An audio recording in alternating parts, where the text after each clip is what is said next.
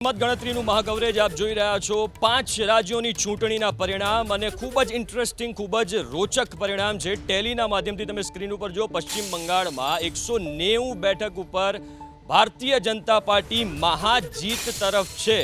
TMC 94, એટલે કે double ડિજિટમાં અત્યારે ટીએમસીનો આંકડો છે। 293 બેઠકનું રિઝલ્ટ આવવાનું હતું, એમાંથી 290 બેઠકનો આંકડો અત્યારે જે પ્રમાણે સ્પષ્ટ થઈ રહ્યો છે। 190 બેઠક પર ભારતીય જનતા પાર્ટી આગળ છે।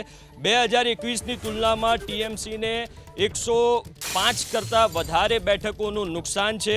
2021ની તુલનામાં ભાજપને 100 કરતાં વધુ બેઠકોનો ફાયદો છે। પશ્ચિમ બંગાળમાં ભાજપને 190, ટીએમસીને 94 બેઠક અત્યારના જે પ્રમાણના રુઝાન છે, જે પ્રમાણે પરિણામ છે, એ પ્રમાણે 2021ની તુલનામાં ટીએમસીને 102 બેઠકોનું નુકસાન છે। ખૂબ જ મોટો ફટકો તૃણમૂલ કોંગ્રેસને અને 100 કરતાં વધુ બેઠકનો ફાયદો ભારતીય જનતા પાર્ટીને।